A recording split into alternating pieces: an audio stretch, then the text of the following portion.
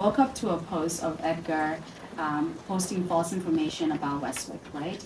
He called us a scam. He said we're not a real college. And then he said we're not credible. And as we have stated, we are credible, right?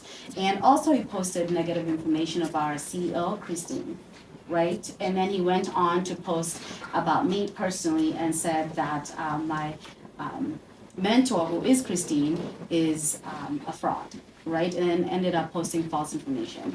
And after he did that, he also posted another post after we had already used the courts. He posted something else inviting students. These are students that had maybe been let go by the school. Maybe they didn't perform very well, or maybe they, whatever it may have been, invited those students to say negative things about our school. And like we stated, that caused a negative ripple effect on our school, on Christine, and on me personally. So that's why we're here today, and that's what he did.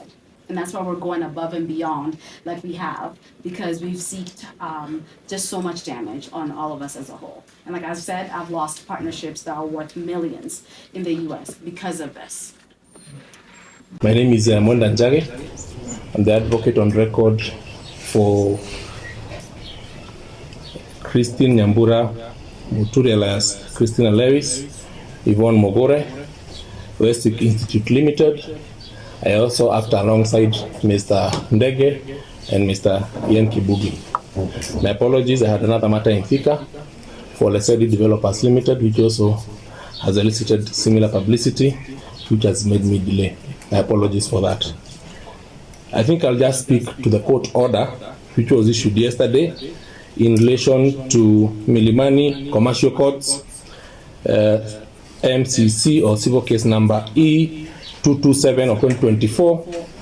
That is Edgar Obare, he was applicant defendant, versus Christine Nyambura Muturi alias Christina Lewis, who was the first plaintiff stroke respondent, Tina Lewis, Yvonne Mogore, and Westwick Institute Limited. The upshot of this particular order should be looked into the context of other two orders which have been issued before this matter as has been heard and determined by the Honorable B.M. Chelotti, Principal Magistrate. Basically, the genesis of this issue arose when the said Edgar Obare, through his Twitter handles and his social media platforms, uttered defamatory words in relation to the mentioned individuals who have suffered irreparable loss. And it's very unfortunate because as an opinion leader who we respect and well known as a blogger, Edgar Obare should know that his right of expression and right of speech ends where the rights and the freedoms of another individual start.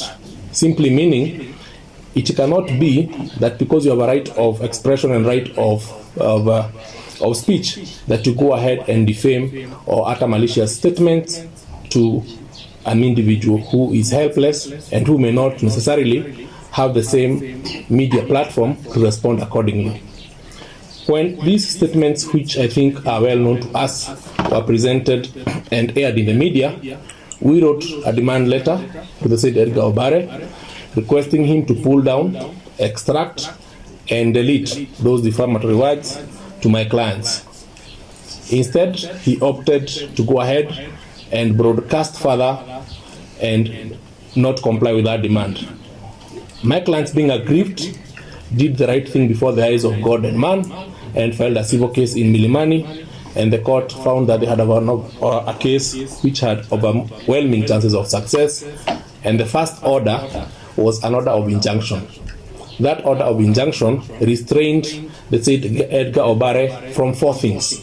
One, he was stopped from further broadcasting or from further airing of information pertaining to my good client who is on my left here, Yvonne Mogore, and the director of Westwick Institute, Christina Lewis, who I think is around, and the very able students who are behind me for Westwick Institute Limited.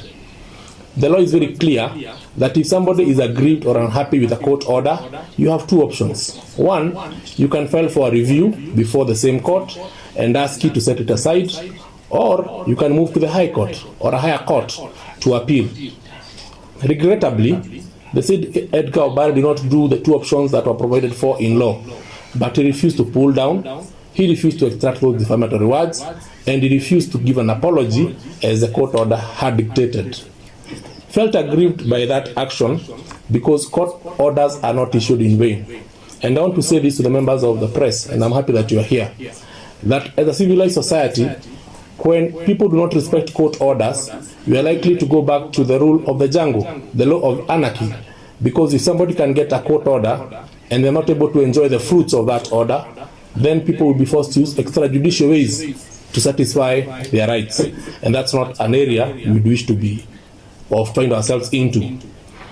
When Edgar OBARE refused to comply and we served his lawyers to that effect, they came to court and said whatever they said, and they had the right of reply, so he was aware of those particular court orders. So we felt for contempt, and the court allowed our prayers for contempt because the court felt that having a court order and somebody not complying with it, then it shows the highest level of disrespect, the highest level of contempt, and the highest level of disregard of the rule of law. So when we went to court yesterday, the matter was coming for purposes of warrants of arrest to issue because he has already been found in contempt.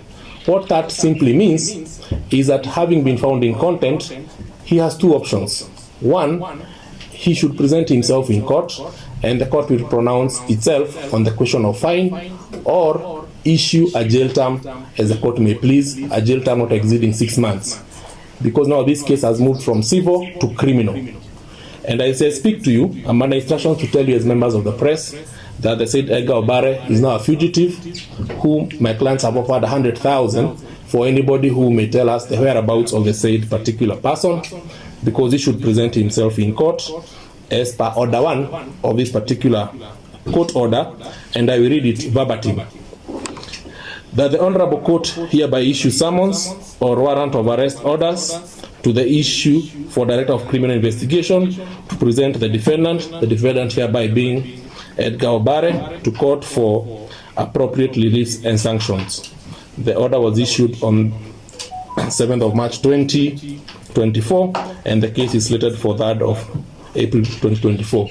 This particular order, I think my office has made an effort to serve the DCI today, but we don't have to belabor and look for him, because we can also have that right to enjoy and to exercise what these orders say. It's only fair that the Edgar OBARE should present himself to the DCI, or if the DCI is not presented, if he doesn't present himself to them, then they should do what they're supposed to do. And the reason why my clients moved to court is that they had no other platform to ventilate and tell their side of story. My clients were condemned and heard. And I think as members of the press, you know, a right of reply. Even if somebody has an issue with my good client here, Yvonne Mogore or Tina Levis or Westwick Institute Limited, the decent and the honorable thing to do is to give those allegations to that person, and the person responds. But it's very unfortunate when you broadcast malicious, scandalous, and defamatory articles without according my client right of reply. She just saw those articles on the media, just like all of us. Having said that, there are also some matters that came because the students were very worried about their tertiary education, and these are young people who are trying to eke out a living amid this very severe and hard economic situation, who have endeavored to seek a better life. But when you admonish a school, when you admonish personalities, when you go ahead and admonish a very hardworking ladies, it shows the disregard of the law. As I close, my client here, and I think that's something we have filed in court, which is available for public scrutiny, has lost 1.8 million contract from a US company whereby she was an influencer. And I think all of you, because I believe you are in that space, you can understand some of us or some of you are living by the reputation you have. So she had a card, like a pay card for swiping, whereby she was the brand ambassador for that company. And when they saw that particular article broadcasted by Edgar OBARE, they wrote a termination letter. So she's now shortfall of 1.8 million, which she a month 1.8 million a month, which she used to earn because of her brand, which she has built all of us. And I can see you've taken a while to build your brand. So when somebody just goes ahead and broadcasts very defamatory articles, they don't know that it goes to the heart of your career, it goes to the heart of your family, and it even has economic and financial implications. Those are some of the damages you shall be seeking pursuant to order number 2, which says that the parties shall file on terms of settlement, because we shall be seeking damages to the tune of around 33 million for damages that my client has suffered on these particular damages, and shall quantify it appropriately when the time comes. At this stage, I wish to welcome any questions or clarifications from all of you. Asante sana.